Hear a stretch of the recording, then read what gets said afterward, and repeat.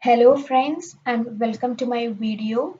In this video I'm going to introduce you a software called Scratch, and if you have not downloaded it, please check my last video in which I am showing you how to download the Scratch software.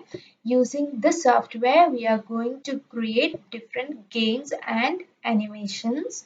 The Scratch means it is a visual block coding software for kids to develop games and animations. Okay, so now let's study what is the Scratch. Okay, so now on the right hand side you can see that it is a white background which is called as a stage, and you can see on top of a stage there is a cat standing, right?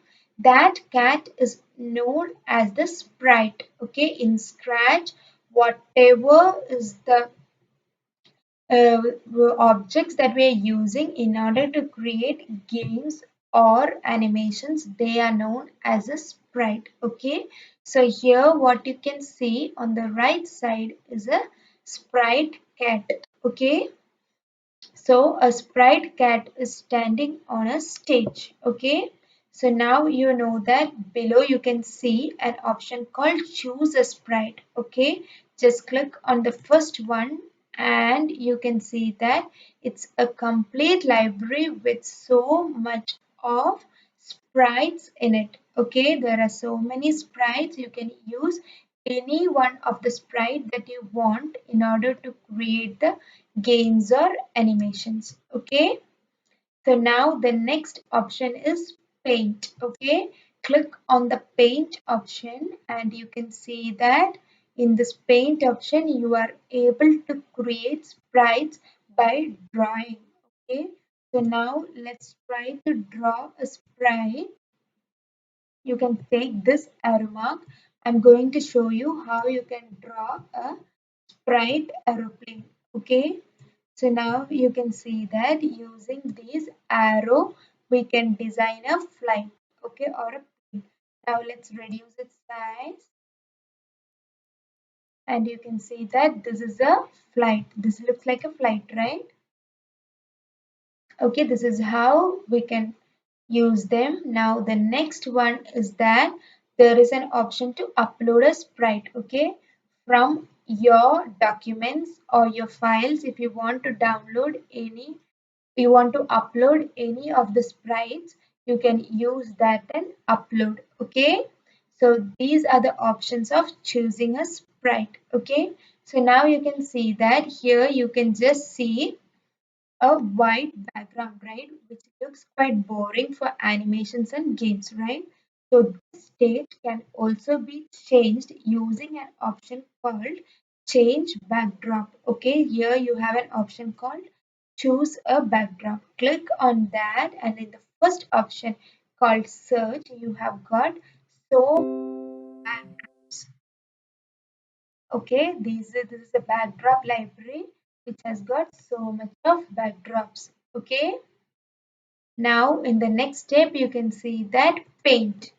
Paint means you can draw a backdrop using these tools which can be used in the next coming videos. Okay, so now the next option is to upload an image as a backdrop. Okay, you can upload an image as a backdrop to your image, to your animations and games. Okay, so now in the next section let's see what is on the right side. Okay, on the right side you can see that there are some code drawers and a code viewer.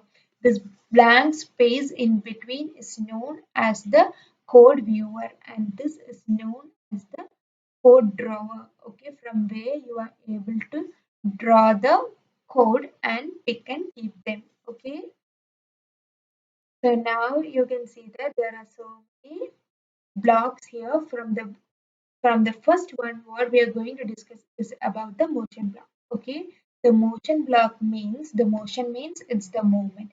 So whatever movement you want to create for the sprite, you can use the blocks from the motion. The next one is the look block.